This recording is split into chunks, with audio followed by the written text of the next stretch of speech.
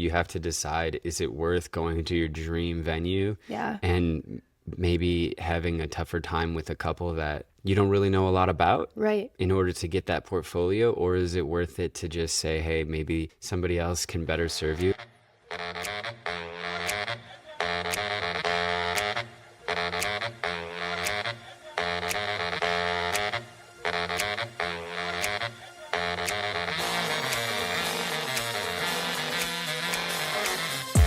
Hi, I'm Brittany. And I'm Alex. And you're in the Editing Castle. Little dance party for all of us. Oh, get it. Yeah. Let me know. Do you go out on the dance floor at weddings after your coverage has concluded? Do you just boogie down with everybody? Yeah, even for just a few songs, because it's a good time. You deserve that to celebrate the end of a big, beautiful day. What are you working on today in your editing castle? Well, today I'm editing our Edit With Me Sunset Chaser preset pack tutorial. Oh, that is exciting. This is so fun because we have always loved utilizing presets to be the base of our editing style. And then we've continued to make these very specific tweaks to create our timeless preset. And a lot of our wedding couples come to us because they love our editing style. Some of our friends have reached out and shared their interest in us selling a preset pack. I wanted to create a preset pack that has all of that timeless magic, but I wanted to include a video where I explain your preset to-do list so that the preset will work for you, because there's no such thing as a one-click edit preset. You're absolutely right. I'm very excited about that. I'm working on editing that video. I think that you are just an amazing human for doing this. I've never heard of selling an editing module with a preset before, and I think that it's going to provide a lot of value to how you go about editing and how that's going to help a beginner photographer jumpstart their business and get into the editing castle in the right way. Well, of course, at the beginning of your business, you're investing in so many different presets. You don't know which direction to go. No, and if you don't understand Lightroom, the program itself, and how to tweak these specific things to get what you want, the whole process can just feel so messy. I get to be like a spirit guide for someone who's learning not only Lightroom, but also what is a preset? What does it mean? And they're probably at a point where they're trying to figure out their style. So it's just so fun. Very excited about that. Yeah, so what are you editing in your editing castle, Alex? Oh, today is all about the podcast. Brittany and I are very excited to share a Sunday episode. Yeah. It's a really good one. It's all about interviewing each other and asking each other 10 different questions. These were not prompted by each other. We had like 7 minutes was on the clock, right? And we went and wrote down some questions that we really wanted to learn about each other. I can't wait to see how you guys like it. What are you editing in your editing castle? I hope that whatever you're doing, you're having a wonderful day. Thank you so much for listening, and thank you for being here with us. Thank you so much to everyone who was sharing that they've been listening to the podcast and binging all the episodes. It means so much to us to know that you are getting value from this podcast. That is the number one reason why we do this. It's so fun to create episodes for you. Many of our community members have been reaching out with specific questions and episode ideas. Today's episode is inspired by some of our dear friends from Michigan, Colton and Kristi. I am going to play you guys their audio message on Instagram, and then we're going to get into mine and Alex's hot take. I am coming to you today with a business question. We're in a little bit of a pickle because we always try to Zoom with our new potential clients just to hear their vision, get to know them a little bit better, and just to discern whether we're a good fit for them, they're a good fit for us. And we have someone inquiring for a date next year at one of our dream venues that we've always dreamed of taking photos at, called Shepherd's Hollow. But the couple, we can't find their pictures. They don't share their social media, and they don't want to Zoom with us. And she's just like, we just sent them our prices today, and she's like, how can we book today? How can we get booked? But they don't want to Zoom. She said she's not much of a talker. Her fiance is traveling for work. He won't be back till a day in April. We were like, okay, well, we'd love to still just chat with you. And like, she's like, I'm not much of a talker. What can we do today to get this booked? And it just like seems like an unusual red flag to us. Just wondering if you guys have had any experiences with this. Okay. That is amazing. First of all, congratulations on getting an inquiry at one of the places that you really want to create at, yes, your manifesting is paying off. Yeah, the universe is still sending you a message no matter what happens from here on out. You are hitting your target, which is awesome. So congrats. Congrats. Now, I love that you were so vulnerable in sharing this because I think it's a shared experience that a lot of us have. Yeah. And you, as a business owner and as a human being, you have to decide, is it worth it to just take the money and run and just whatever happens, happens? Or do I actually want to have and protect business boundaries that allow me to make an informed decision? Alex, what did you think immediately when you listened to that voice message? I really think that the steps that you're taking right now are so important to protect yourself in the future. That is more of a red flag than a green flag, in my opinion, at least at the initial point that she shared with us. I agree. And I always recommend that you meet with your couples and learn if you are a good fit for each other, because wedding days are all about energy, and you will be exchanging energy in these spaces, and sometimes things get stressful, and knowing that you mesh well with the couples that you're trusted to create their legacy content with is something that it just gives you peace of mind that you don't have to think about on the day of or the month before or 6 months before. Yes. I would agree that a Zoom is a great idea. You deserve the opportunity to get to know each other and how you all interact. When Alex and I first started capturing weddings, we would take maybe even just a Zoom call with one of the people inside of the wedding couple. And then we realized that we really wanted to meet both. You get to serve both people, and it's so important that you connect on an emotional level, on a creativity level, on a humor level. Like, you guys should be able to make each other laugh and to enjoy each other's presence. It's also a really good point to share that if this is part of your workflow, that early on in the relationship, it's going to show a lot about how much they respect the boundaries that you have professionally. Yeah. I understand that you might not feel like you're a very talkative person, but having those conversations that might seem tough at the beginning of the relationship are going to help so much when it's time to go on stage. If this Zoom call is difficult for you, what is this relationship going to look like when it actually is something that's difficult? A Zoom call is just super chill. It's just a FaceTime, basically. Yeah, exactly. Whereas if we're in a really intense moment on your wedding day and I haven't built the rapport and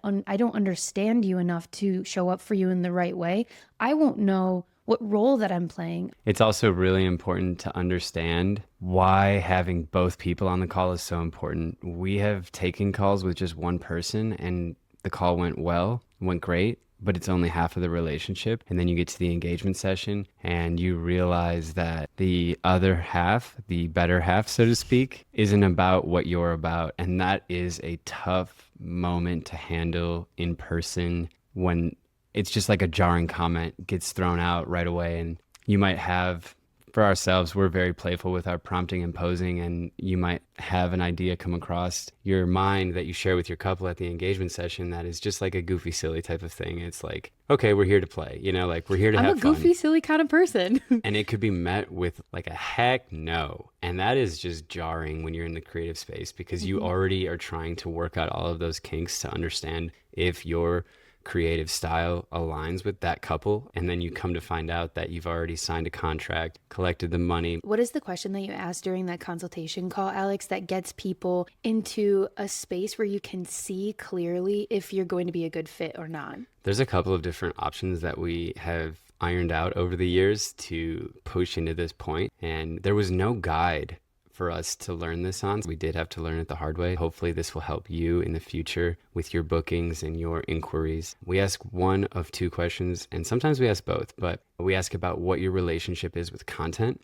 And we also ask, what is it about what we create that you love? This is such an important question to ask, because this really gives you a defining moment to look back on when you're decompressing after the call and you are understanding, hey, do they both know what we create, or did only one person go through the website, go through the Instagram, go through the portfolio, and then they just told their other counterpart, this is what we're doing, or this is the way that we're going to go? Or are both people fans of what you do? Which that's the jackpot. You hit the jackpot. Are there any other questions that you would add to that, Britt? During the consultation call, I love one question the most by far, and it is, tell me your love story. The couples that we serve the best are couples who feel proud and excited to share their story. And Absolutely. The reason why that's so helpful for me as a storyteller is because that allows me the opportunity to mirror their energy about their love story. I'm going to be telling their story. And at this point, I really am looking for someone who is giddy and in love. I love serving the couples who are so excited that they finally found their person and it's finally their time to start that forever love story. Marriage is a very sacred union, and I feel that giddiness in love, and I have always felt really connected to the people who feel connected to their love stories. Now, without that call and being able to see how they answer that question, tell me your love story, tell me your relationship with content, tell me about if you trust us to tell your story. If you don't have that call, it's almost as if you don't even have your first date with these couples. It is kind of like a date. It is. I don't think I could ever marry someone who I've never met before. And this just feels like that. It's like you're committing to a day so far in the future and all of the in between. I really want to know the person that I'm committing to. I know there's a lot of different workflows out there because there's so many different ways to do things, and different creators have different processes that they go through, processes that they go through. Our way is inquiry comes in, we respond, we match energy, we share our pricing guide, or we share our recommendations if we're unavailable for the opportunity. And then from there might be some questions that they could ask about that. Those get answered, and then we move forward with the call. But to anybody else that has a different workflow, what is it like having the person onboarded before you get to have that first face-to-face connection? If this is something that you do, how do you make sure that it is still a good fit? Is there a clause in the agreement or in the invoice that says that if you get on a call to talk over more of the details and you don't mesh, like it's just like a, hey, we just give you the money back? What is that like? How do you guys do what you do? Another question too, is there anyone out there who has found great success only getting on a call with one of the two people getting married? If that's something that you're like,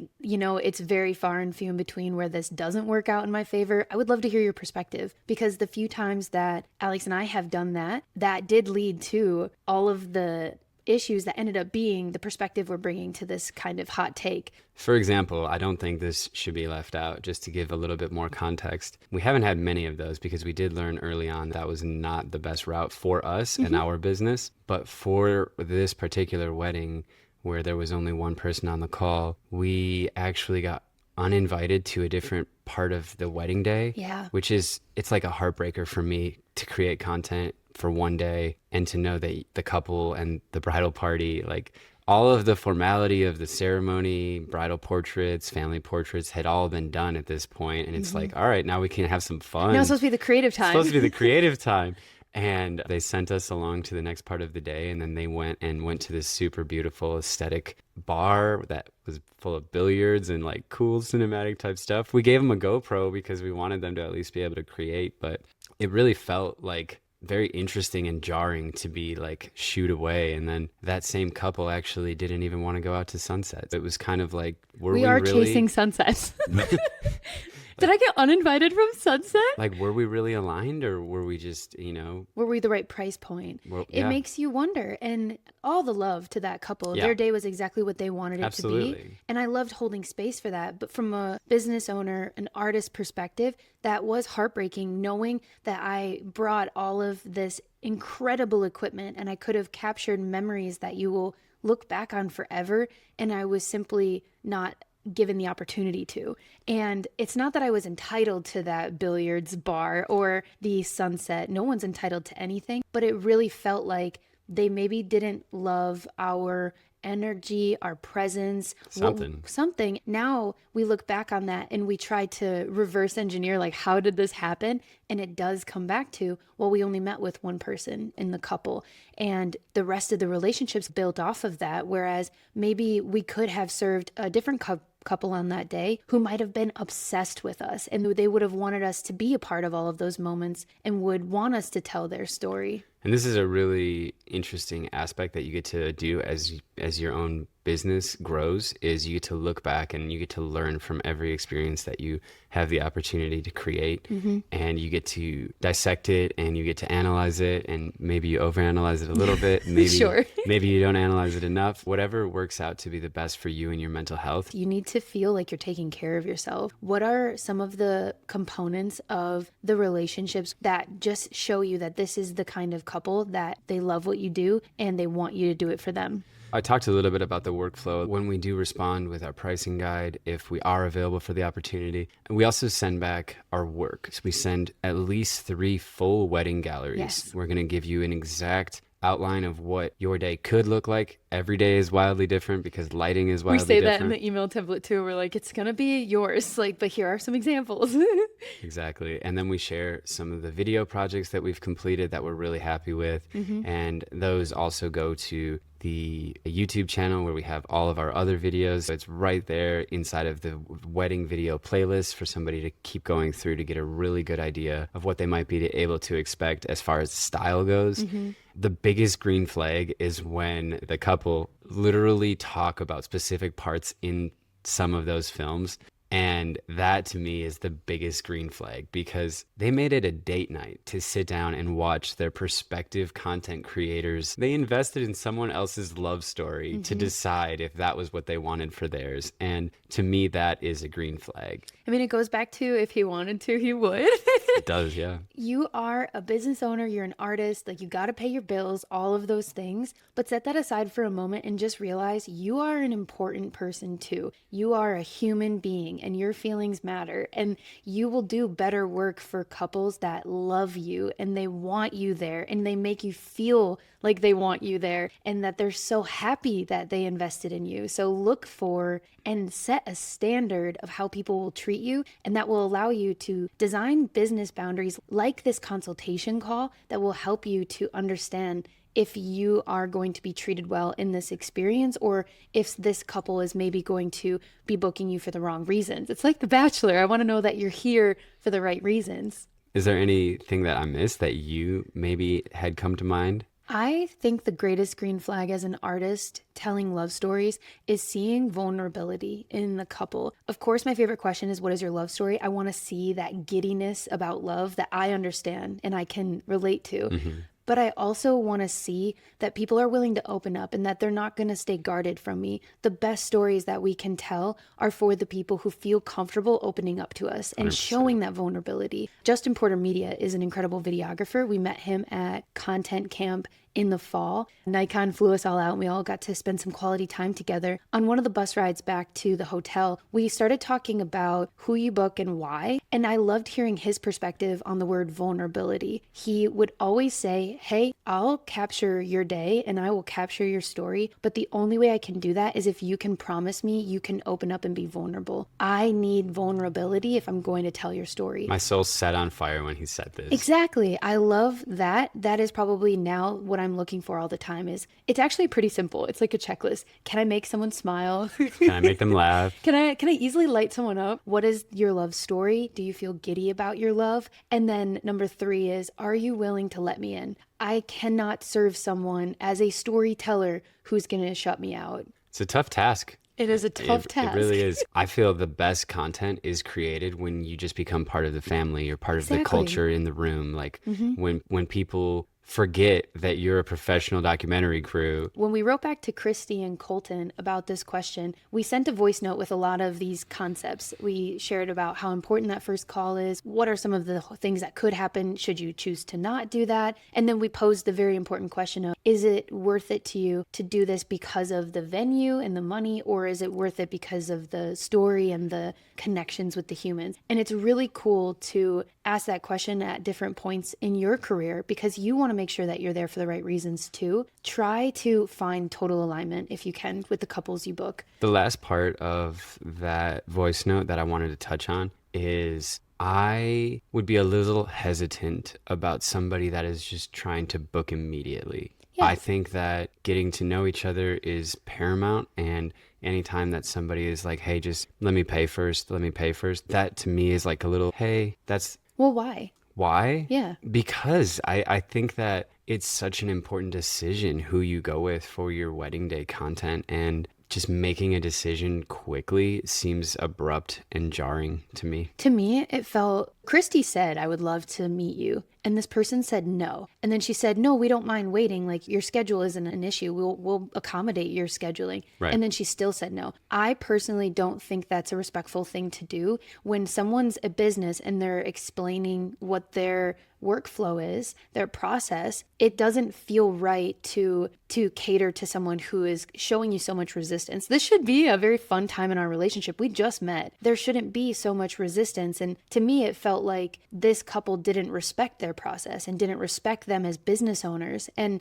that's where I do love to draw a hard line in the sand, because people will tell you who they are. You just have to listen. Absolutely. And when someone's saying no to a very simple business boundary, what else would they be showing resistance to further down the line in the relationships? For me, if someone says no, like you said, at a session, if someone says no to a prompt, what's going on here? Are we not taking pictures? And that's within reason. If Within you're like reason. saying, hey, I need you to hang upside down and then hold your fiance, like, yeah, Do no, a that would be, backflip. I don't know. Like, you can say no too. You Like, can I respect definitely your say no. boundaries. However, but if I'm asking you to like cuddle your future wife, I don't think that should be like a no. But that's No. just me. And That's my just me. perspective. Yeah. You know? But that's why, like, I understand that giddy kind of love where you want to touch your person all the time. And for me, I often find that sometimes I don't serve very shy, non-PDA couples either. And that's okay. You don't serve them well, yeah. Exactly. I don't serve them very well because I don't understand that kind of love. But you know what's really beautiful? There are so many artists in the world, Yeah. and there will be someone who understands that kind of love, and they can respect and honor and hold space for that relationship so much better than I can. This just comes down to, you have to decide, is it worth going to your dream venue Yeah. and maybe having a tougher time with a couple that you don't really know a lot about Right. in order to get that portfolio? Or is it worth it to just say, hey, maybe somebody else can better serve you? I don't think we What know would you exactly do? what happened yet, but Should we make it a poll? You guys, the poll is down below. I want you to vote. Would you do it for the venue, do it for the money? Are we overthinking it? Or is this something where you feel what we feel about the human connection element? Let us know, because Alex and I love answering questions on Instagram. We love the voice note culture. It's so much fun to leave little love notes for people. And Colton and Kristi wrote back, and they left us the most beautiful love note. Oh my gosh, you guys literally blow me away every time, and you are the absolute best. And we just want to say thank you, seriously, for always just being there for us, always in our corner. And Always. I need to know how much you guys think your education is, because Colton and I would love to start getting on your killing your education. when and where, guys? Also, side note to all of this, we've been listening to all of the podcasts on repeat. All of them. And making notes, going over them together. Like, Okay. it's been so helpful. And I just want to say, like, we're just so grateful to be learning from the two of you, because I love you. I love you guys. Just to share a little bit more about our friends, Colton and Kristi. Yeah, our love They- story. How did they- it start? They are, I think they're Grand Rapids, right? Yeah, Grand Rapids, Michigan, Grand Rapids, Western Michigan. Yep. So that really beautiful area in the country. And they went on a road trip for us. They We hosted did. a small content retreat just outside of our hometown in Wisconsin. Yeah, it was a content day where we captured a beautiful couple in a canoe at an A-frame in the woods. Yeah, and it was beautiful. And they made the trek through all of the Chicago traffic Love to that. see us. And okay, I knew that Kristi was going to be a soul sister when she pulled out her Polaroid and started taking pictures for everybody. And she was just like, this is just something I want to do. This is so cute. I love that about you guys. And thank you so much for all of your support. Yes. We truly appreciate it. Call me anytime, guys. Call me anytime. We love Please, you. And we're please. just so grateful that we can create resources for our friends that help them to just move forward in business with more confidence, with more tools. You deserve tools to be able to navigate all of this, because like Alex mentioned, we did not have all of these resources or these tools, and it felt like a lot to overcome. And so I just really hope that as we put this content out there, you guys feel the warm hug that each video is. We're here for you. And if there's ever any questions that you have, you are always welcome to reach out to us on Instagram, and maybe we'll start some like voice notes. It's fun. And we just appreciate that you inspired this episode. So thank you. So We let love us you. too. Let us know what you think, whether you need both people on the call or if one person is fine for you. Yep. We can't wait to learn more about your process and what works. Yes. If you love this episode, please share it to your Instagram story and tag us so we can see it. And if you found any value in what we shared here, thanks to Colton and Kristi's voice messages, please let us know and leave a rating or review on whatever platform you're listening and tuning in on. We appreciate it so much. And with that, we are so happy you stopped by. You're always welcome back. We'll see you next time in the editing castle.